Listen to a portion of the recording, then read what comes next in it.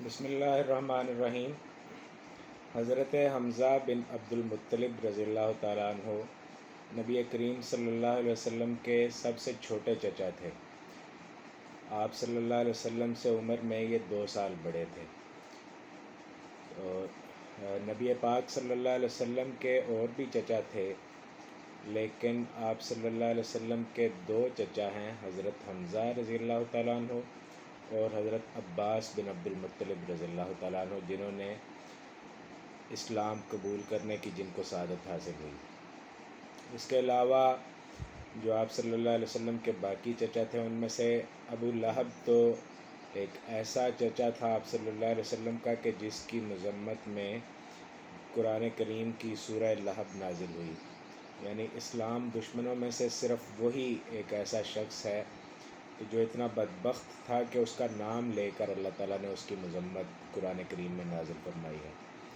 تو یہ قسمت کی بات ہوتی ہے، اللہ تعالیٰ کی یہ عطا ہوتی ہے، اس کی دین ہوتی ہے کہ کس کے نصیب میں ہدایت وہ لکھ دے اور کس کے نصیب میں وہ نبی کا چچا ہونے کے باوجود ضلالت لکھ دے۔ آج کی اس ویڈیو میں حضرت حمزہ رضی اللہ تعالیٰ عنہ کے حالات زندگی میں سے کچھ جو ہیں وہ میں آپ کے سامنے پیش کرنا چاہوں گا۔ جیسا کہ عرض کیا، آپ صلی اللہ علیہ وسلم سے عمر میں 2 سال کا فرق تھا، تو یہ آپ صلی اللہ علیہ وسلم کے چچا ہونے کے علاوہ رضائی بھائی بھی تھے، یعنی حضرت ثویبہ رضی اللہ تعالیٰ عنہ، ایک خاتون جن کا انہوں نے دودھ پیا تھا، بعد میں نبی پاک صلی اللہ علیہ وسلم نے بھی انہی کا دودھ پیا۔ تو اس طرح سے آپ صلی اللہ علیہ وسلم کے یہ رضائی بھائی بھی تھے۔ آپ صلی اللہ علیہ وسلم جب 8 سال کے تھے تو ہم لوگ جانتے ہیں کہ حضرت عبد المطلب یعنی حضرت حمزہ کے والد جو تھے، ان کا سایہ سر سے اٹھ گیا تھا۔ تو دونوں ہی ہم کہہ سکتے ہیں کہ ایک ساتھ ایک عظیم سہارے سے محروم ہو گئے۔ حضرت عبد المطلب جو کہ حضرت حمزہ کے والد تھے اور نبی پاک صلی اللہ علیہ وسلم کے دادا تھے۔ تو اس کے بعد پھر حضرت حمزہ اپنے باقی جو بھائی تھے، ابو طالب اور باقی جو ان کے بھائی تھے، ان کی سرپرستی میں ان کی پرورش ہوتی رہی، اور وہ زیادہ تر وقت ان کا جو ہے وہ شکار کے میدانوں میں، جنگلات میں گزرتا تھا۔ جس وقت نبی کریم صلی اللہ علیہ وسلم نے اسلام کی دعوت دینا شروع کی، تو اس وقت بھی حضرت حمزہ رضی اللہ تعالیٰ عنہ مکہ سے زیادہ تر باہر ہی رہتے تھے، تو زیادہ تر ان کے سامنے اسلام کی دعوت اس طرح سے براہ راست پیش نہیں ہو سکی کہ وہ اس پر کوئی غور کرتے۔ تو ایک دن ایسا ہوا کہ وہ شکار سے واپس آئے، جب مکہ میں داخل ہوئے تو ایک لونڈی وہاں پر موجود تھی، وہ غالباً اس وقت اسلام قبول کر چکی تھیں۔ تو انہوں نے حضرت حمزہ کو کہا کہ آپ کے شکاری ہونے کا آپ کے بھتیجے کو کیا فائدہ، محمد صلی اللہ علیہ وسلم کو۔ انہوں نے پوچھا بتاؤ تو صحیح بات کیا ہوئی۔ تو اس لونڈی نے کہا کہ آج ہوا یہ کہ عمر بن حشام، یعنی جو ابو جہل جس کو کہا جاتا ہے، اس نے آپ کے بھتیجے کو، محمد صلی اللہ علیہ وسلم کو گالیاں دی، بدتمیزی کی ان سے، اور وہ خاموشی سے سنتے رہے۔ تو حضرت حمزہ یہ سن کے غصے میں آ گئے۔ انہوں نے پوچھا کہ کدھر ہے وہ عمر بن حشام؟ اس نے بتایا کہ اس وقت خانہ کعبہ کے پاس بیٹھا ہوا۔ اسی وقت وہ اسی حالت میں اور اپنے شکار کے ہتھیاروں کے ساتھ مسجد حرام میں گئے، اور خانہ کعبہ کے پاس ہی ابو جہل جو تھا، عمر بن حشام، وہ اپنی مجلس لگا کے بیٹھا ہوا تھا۔ جاتے ہی انہوں نے اپنی کمان جو تھی وہ اس کے سر پہ ماری، اور کمان لگنے سے سر اس کا پھٹ گیا، خون نکل آیا فوراً۔ اور ساتھ ہی انہوں نے کہا کہ تم کیا سمجھتے ہو کہ محمد صلی اللہ علیہ وسلم کا کوئی والی وارث نہیں ہے، لاوارث ہیں وہ، بنو ہاشم جو ہیں وہ ان کی پشت پر نہیں ہے، تم کیا سمجھتے ہو؟ ابو جہل جو تھا وہ عبد المطلب کے بعد مکہ میں متفقہ طور پر اس کو سردار مانا جاتا تھا، تو اس کے اپنے قبیلے کے لوگ بھی اور باقی بھی اس کی سرداری کو ماننے والے جو وہاں پر موجود تھے، فوراً وہ اٹھے اور حضرت حمزہ پر انہوں نے حملہ کرنے کی کوشش کی، لیکن ابو جہل نے ان کو روک دیا اور کہا کہ رک جاؤ، کچھ نہ کہو اس کو، اصل میں آج میں نے بھی اس کے بھتیجے کے ساتھ کوئی اچھا سلوک نہیں کیا، برا سلوک کیا۔ تو حضرت حمزہ نے اس کو کہا کہ دوبارہ اگر کرو گے تو دوبارہ تمہارے ساتھ بھی یہی کچھ کروں گا. تو یہ کہہ کے اس کو وہاں سے وہ چلے. نبی پاک صلی اللہ علیہ وسلم کا پتہ کیا کہ کہاں پر ہیں. آپ صلی اللہ علیہ وسلم اس وقت اپنے ایک صحابی حضرت ارقم رضی اللہ تعالیٰ عنہ کے گھر میں تھے. یہ معمول تھا آپ صلی اللہ علیہ وسلم کا کہ وہاں پر وہ موجود ہوتے تھے، اپنے صحابہ کرام کے ساتھ ان کی تربیت کیا کرتے تھے، تزکیہ کیا کرتے تھے. تو وہاں گئے حضرت حمزہ رضی اللہ تعالیٰ عنہ اور جا کر حضرت نبی کریم صلی اللہ علیہ وسلم سے انہوں نے کہا کہ بھتیجے خوش ہو جاؤ، آج میں نے آپ کا انتقام لے لیا ہے، ابو جہل سے میں نے آپ کا بدلہ لے لیا. تو نبی کریم صلی اللہ علیہ وسلم نے یہ سن کے کہا کہ چچا، مجھے اس انتقام لینے کی، آپ کے اس بدلہ لینے کی کوئی خوشی نہیں ہے. مجھے اس وقت خوشی ہوگی جب آپ اسلام کے دامن رحمت میں آ جائیں گے، اسلام قبول کر لیں گے. تو حضرت حمزہ رضی اللہ تعالیٰ عنہ یہ سنتے ہی انہوں نے نبی کریم صلی اللہ علیہ وسلم سے اسلام کی بنیادی تعلیمات پوچھیں اور فوراً ہی پھر اس کے بعد اسلام قبول کر لیا. تو اس طرح سے یہ پہلے شخص تھے غالباً جو اتنے طاقتور اور کسی قبیلے یعنی بنو ہاشم کے سردار تھے. حضرت حمزہ سرداروں میں سے تھے، ان کے والد سردار تھے اور یہ خود ایک یعنی کہ بڑی مؤثر شخصیت تھے مکہ کے. تو یہ مکہ کی پہلی کوئی مؤثر شخصیت تھی، جو اتنی زیادہ مؤثر شخصیت. ویسے تو اس سے پہلے بھی حضرت ابوبکر اور باقی کچھ لوگ جو تھے وہ کافی مؤثر لوگ اسلام قبول کر چکے تھے، لیکن حضرت حمزہ کی دنیاوی مقام و مرتبے کے لحاظ سے ان سے زیادہ مؤثر شخصیت تھی. تو اس سے آپ یہ سمجھیں کہ کفر کے ایوانوں میں ایک قسم کا زلزلہ برپا ہو گیا. اس کے تقریباً 3 دن بعد کا واقعہ ہے. وہ حضرت عمر رضی اللہ تعالیٰ عنہ، وہ اسلام کے دشمنوں میں سے آپ سمجھ لیں کہ سب سے بڑے دشمن تھے اس وقت کے. تو ان کو سب دشمنان اسلام نے یہ آپس میں طے کر کے بھیجا کہ آپ جائیں اور محمد صلی اللہ علیہ وسلم کا نعوذ باللہ کام تمام کر دیں، یعنی انہیں قتل کر دیں نعوذ باللہ. تو وہ اسی ارادے سے آئے تھے. تو وہ سارا تفصیلی واقعہ ہے، لیکن یہاں اس میں سے جو میں ذکر کر رہا ہوں وہ یہ کہ جس وقت انہوں نے دروازے پر دستک دی، وہیں دار ارقم کے دروازے پر، تو حضرت بلال رضی اللہ تعالیٰ عنہ گئے دیکھنے کے لیے کہ کون آیا. دروازے میں سے جھانک کر انہوں نے دیکھا اور بند دروازے میں سے ہی دیکھا کہ عمر کھڑے ہیں اور ہاتھ میں تلوار بھی ہے. تو فوراً واپس آئے اور نبی پاک صلی اللہ علیہ وسلم سے عرض کیا کہ وہاں تو عمر بن خطاب کھڑا ہے اور اس کے ہاتھ میں تلوار ہے. تو یعنی کہ جو خدشہ تھا ان کے ذہن میں اس کی طرف انہوں نے اشارہ کیا. تو حضرت حمزہ رضی اللہ تعالیٰ عنہ نے انہیں کہا کہ آپ جائیں، جا کے دروازہ کھول دیں، کوئی مسئلہ نہیں ہے. اگر عمر کسی اچھی نیت سے آیا، اچھے ارادے سے آیا ہے تو ہم اسے ویلکم کریں گے، خوش آمدید کہیں گے. اور اگر کسی بری نیت سے آیا ہے تو کوئی پریشانی کی بات نہیں ہے، جو تلوار اس کے ہاتھ میں ہے اسی تلوار سے میں اس کا سر کاٹ کے الگ کر دوں گا. تو اس کے بعد پھر ہم جانتے ہیں کہ حضرت عمر رضی اللہ تعالیٰ عنہ حاضر ہوئے اور انہوں نے اسلام قبول کیا. تو یہ 3 دن کے اندر اندر 2 بڑی بڑی شخصیات جو تھیں، حضرت حمزہ اور حضرت عمر رضی اللہ تعالیٰ عنہ، ان کے اسلام کی آغوش میں آنے سے اسلام کو بے پناہ قوت حاصل ہوئی.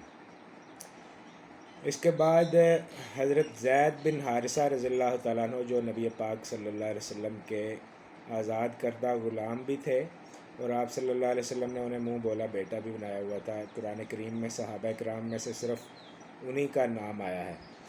تو حضرت زید بن حارثہ کے ساتھ نبی کریم صلی اللہ علیہ وسلم نے حضرت حمزہ کا بھائی چارہ کروا دیا، مواخات جسے کہا جاتا ہے، مکہ میں ہی. اور یہ بھائی چارہ پھر زندگی کی آخری سانسوں تک قائم رہا.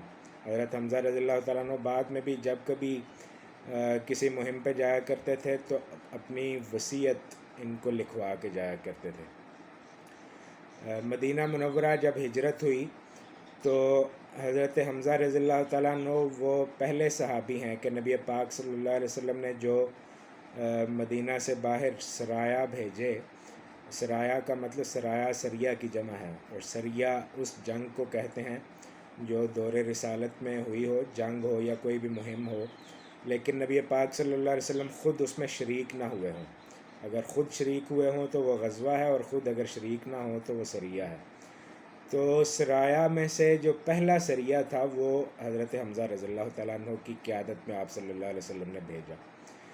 اور اسی طرح پھر جو پہلا غزوہ ہوا، یعنی غزوہ بدر سے بھی پہلے، تو پہلا ایسا غزوہ جس میں اسلام کا علم یعنی جھنڈا وہ بلند کیا گیا تھا، تو اس میں بھی وہ جھنڈا بھی حضرت حمزہ رضی اللہ تعالیٰ عنہ کے ہاتھ میں تھا. سب سے اہم واقعات میں سے ایک جو واقعہ ہے غزوہ بدر کا. غزوہ بدر جو اسلام اور کفر کی پہلی بڑی جنگ تھی، پہلا بڑا معرکہ تھا. اس میں کفار کی طرف سے جب جنگ شروع ہونے لگی تو کفار کی طرف سے 3 لوگ بڑے بڑے سردار، بڑے پہلوان، جنگجو، بڑے تجربہ کار، عتبہ بن ربیعہ، اس کا بھائی شیبہ بن ربیعہ اور اس کا بیٹا ولید بن عتبہ، وہ تینوں آئے، فوج سے آگے نکل کر آئے اور انہوں نے للکارا کہ کون ہے جو ہمارے مقابلے پہ آئے گا، مبارزت کی دعوت دی. تو ادھر مسلمانوں کی فوج میں سے 3 صحابہ کرام جو تھے جن کا تعلق انصار سے تھا، یعنی مدینہ کے رہنے والے تھے، وہ آئے ان کے مقابلے میں. تو عتبہ نے ان سے پوچھا کہ ہاں بھئی کون لوگ تعارف کرواؤ اپنا. انہوں نے اپنا تعارف کروایا تو اس نے بڑے کانفیڈنس کے ساتھ اور بڑے اعتماد کے ساتھ کہا کہ محمد صلی اللہ علیہ وسلم اپنے رشتہ داروں کو ہم سے بچا کے رکھنا چاہتا ہے، جاؤ واپس چلے جاؤ، ہم کسانوں کو قتل نہیں کرنا چاہتے. یعنی یہ پورا اعتماد تھا اس کو کہ قتل ہم لوگ ہی کریں گے، ہم قتل ہونے کے لیے نہیں کرنے کے لیے آئے ہیں. تو جاؤ محمد صلی اللہ علیہ وسلم کو کہو کہ اپنے رشتہ داروں کو بھیجیں. تو یہ تینوں صحابہ اکرام واپس آ گئے اور آ کے نبی پاک صلی اللہ علیہ وسلم کو بتایا کہ اس نے ایسے کہا ہے. تو آپ صلی اللہ علیہ وسلم نے پھر اپنے جو 3 انتہائی قریبی رشتہ دار تھے، جن میں سے ایک حضرت حمزہ رضی اللہ تعالیٰ عنہ آپ کے چچا، اور 2 چچا زاد بھائی یعنی حضرت علی رضی اللہ تعالیٰ عنہ اور حضرت عبیدہ بن حارث رضی اللہ تعالیٰ عنہ، ان کو آپ صلی اللہ علیہ وسلم نے بھیجا. تو یہ لوگ جب گئے اس نے پھر پوچھا ہاں بھئی تعارف کرواؤ. تعارف کروایا انہوں نے. تو پھر اس نے کہا کہ ہاں اب ہمارا ٹکر کے لوگوں سے مقابلہ ہو رہا ہے.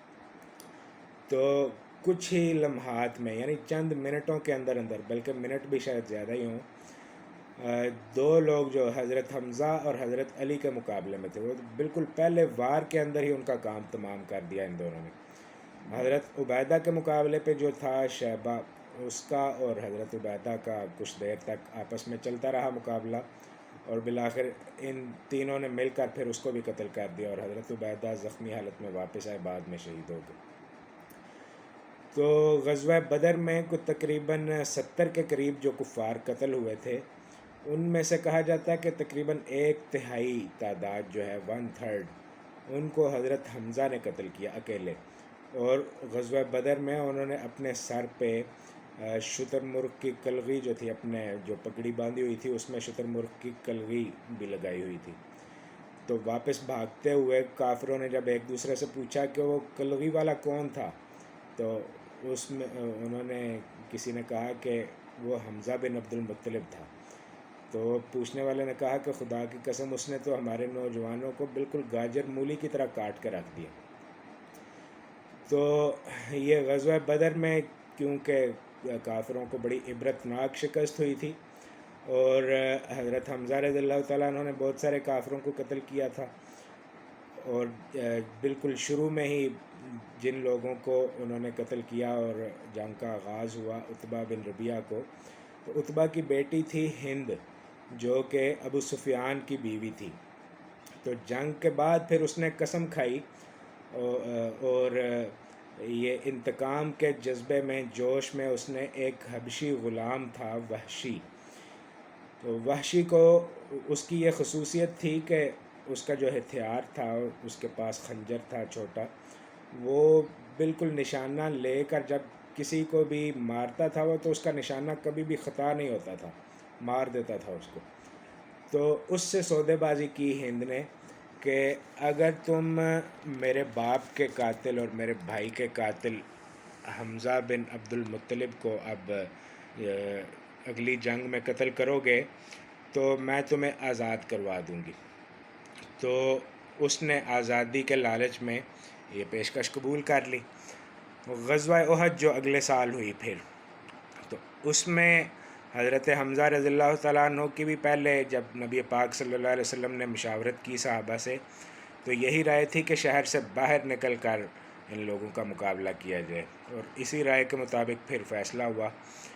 تو اس میں غزوہ احد میں بھی غزوہ بدر کی طرح جنگ کے آغاز سے پہلے کافروں کی طرف سے جو شخص آیا تھا جس نے للکارا کہ میرے مقابلے پر کوئی آئے، اس کے مقابلے پر بھی حضرت حمزہ گئے اور انہوں نے ہی جا کر اسے بالکل پہلے ہی وار میں قتل کیا، اور اس کے بعد پھر جنگ کا آغاز ہوا۔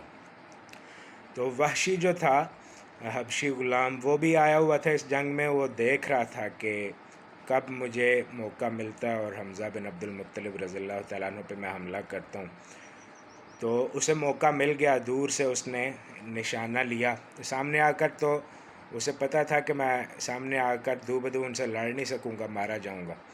تو دور سے اس نے نشانہ لیا اور وہ خنجر اس نے حضرت حمزہ کے دل کا نشانہ لے کر مارا، اور وہ بالکل نشانے پہ جا کے لگا، اور اسی خنجر کے وار سے حضرت حمزہ رضی اللہ تعالیٰ عنہ گرے اور پھر اس کے بعد شہید ہو گئے۔ نبی پاک صلی اللہ علیہ وسلم نے انہیں سید الشہداء یعنی شہداء کے سردار کا خطاب دیا۔